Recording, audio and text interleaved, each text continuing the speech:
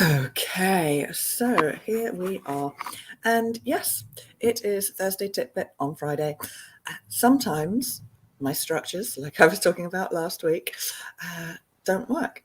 And sometimes I get lost in the important stuff. And that's why I decided that today's Thursday TipBit would be how to reduce your stress. Because I could have stressed yesterday about not doing this. But I have really important things going on. I am well and truly deep into creating the new online courses, and sometimes you have to adjust our structures. So I have adjusted my structure. So how can you do that? It so helps you to reduce stress. Now, the number one thing to reduce stress is make time to breathe. So that is about the structures that I was talking about last week, and that is putting space in your day to literally have time to breathe. It is so important. I just did it as I was turning on my computer. My computer takes a while to whir up. So I went out onto my garden barefoot on the earth and literally just stood under the apple tree. I know, I live in the centre of London, and yet I have this beautiful, at least 80-year-old apple tree in my garden. Oh, yay. I don't live in the centre of London, but anyway. And I just took that time to breathe. So making time in your day, every day, it doesn't have to be scheduled in, but make time to breathe. And if you feel like you're getting stressed, one of the signs of stress is your breath tells you. You start huffing and puffing and tutting and sighing, and that's your body saying, I need oxygen. And that's also one of the signs of stress. So if you catch yourself doing that, then it's definitely time to go and make time for breath. Okay, so the first thing to do is make time in your day to go and breathe. And it was literally maybe 3 minutes. I went out there and I did lots of deep breathing and lots of gentle humming. So just the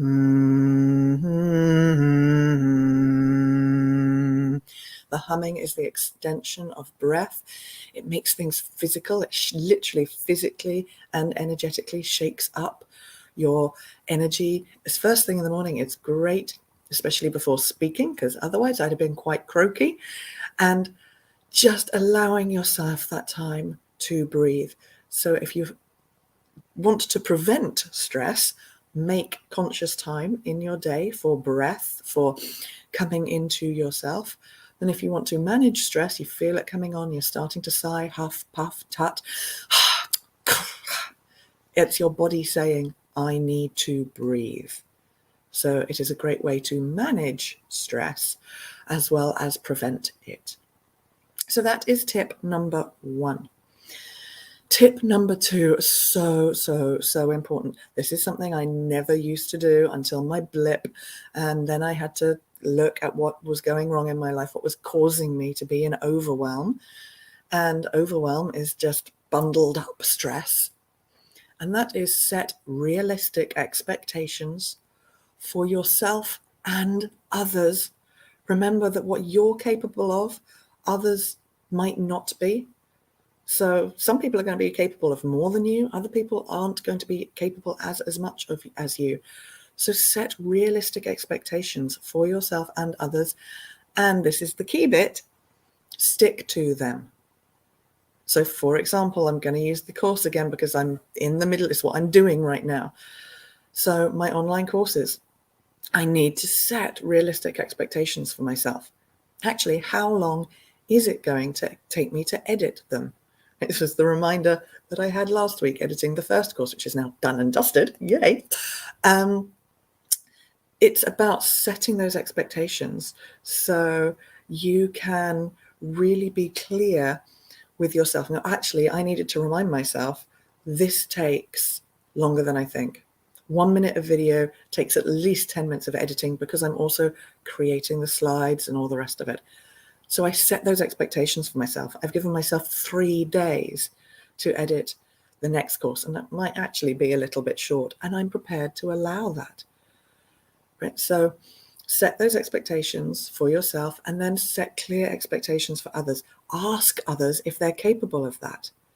So for example, I asked my beta testers, I told them, I'm going to give you a week to do to do the course and come back to me with a response. If you're not capable of that, please let me know and I'll ask someone on the wait list to do it. So there's the expectation set nice and clearly with firm boundaries. And this includes being prepared to say no. So I got asked out last night on Tuesday, someone I haven't seen literally for probably 10 years.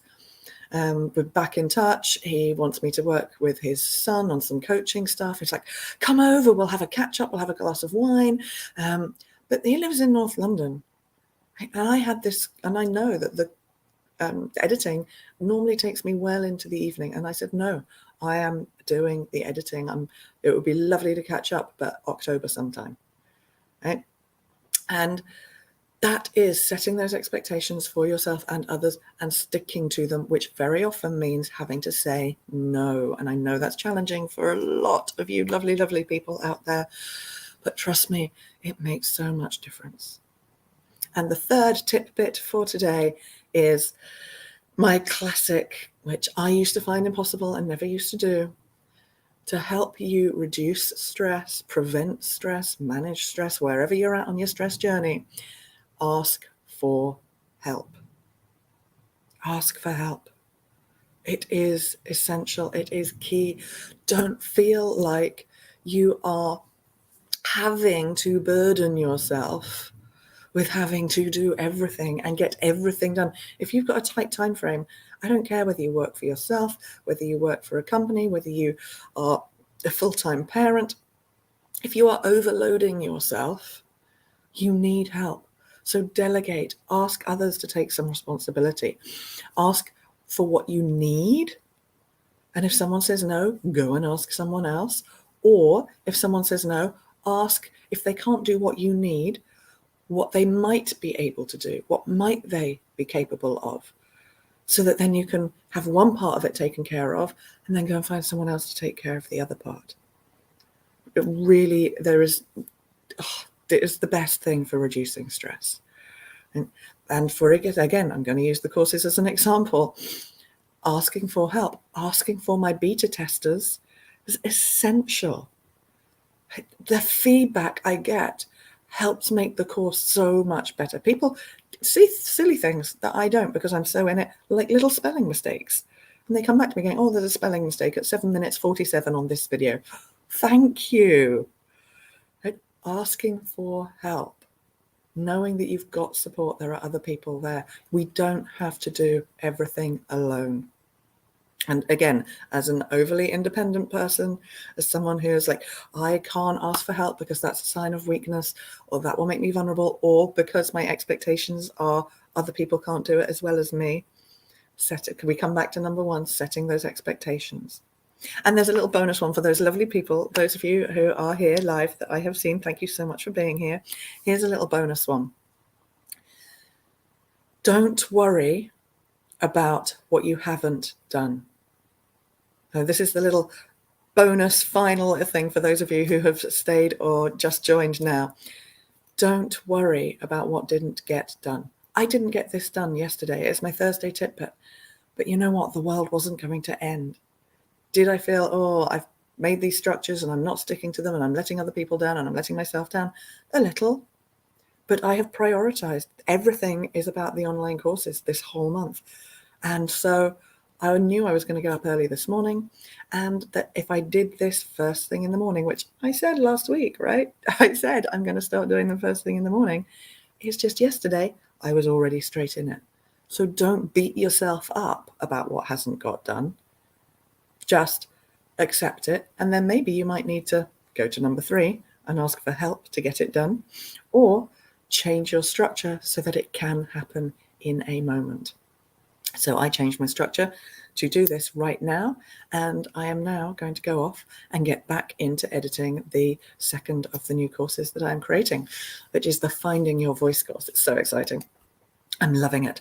So there you go. Those are my tip bits for reducing stress. Make time to breathe. And that can be like I just did then, just that little second ago. Making time to breathe doesn't mean making half an hour for meditation. Just a micro meditation, a brief hum. Place your hand on your chest, hum into your body, brings you out of your head, grounds you again. Set realistic expectations for yourself and others and stick to them. And if that means having to say no, so be it. If you find it hard to say no, come and work with me, come and talk to me, come and ask me. Come to my Q&A, my free Q&A next Monday evening. Right? Learn how to say no. It is vital. And ask for help. So there we go. Realistic expectations is possibly the key here, those structures. But making time for yourself and how to ask for help around others, those are structures that support that key structure. Okay, off you go. Thank you so much for being here. If you have any questions for me, let me know. If you want to have information when I'm releasing the courses so that you get them at their cheapest, most ridiculous launch day price and you know that it's going to happen, drop me a PM and let me know. And if you have any tools or tips that have worked for you, what is the best way that you have found to reduce stress? Feel free to put that in the comments, because your comments help the other people that read them. And that is what is important. So if you've got a really great tip for reducing stress that I haven't covered in this, because let's face it, there are 100 million. There's getting good sleep. There's not drinking too much. There's eating properly. There's 1,000 things. These are just the ones that I know really work best for me, my top 3. Well, 4 with the bonus one. So you put your comments in here and share what works best for you, because comments in posts help other people, helps the people who are reading them, especially those lovely lurkers who are too afraid to show up and say, oh, actually, this is something that's important for me. They need your ideas and advice as well. Okay, take care. I am going off to go edit. Have a lovely, lovely day and a great weekend. Bye.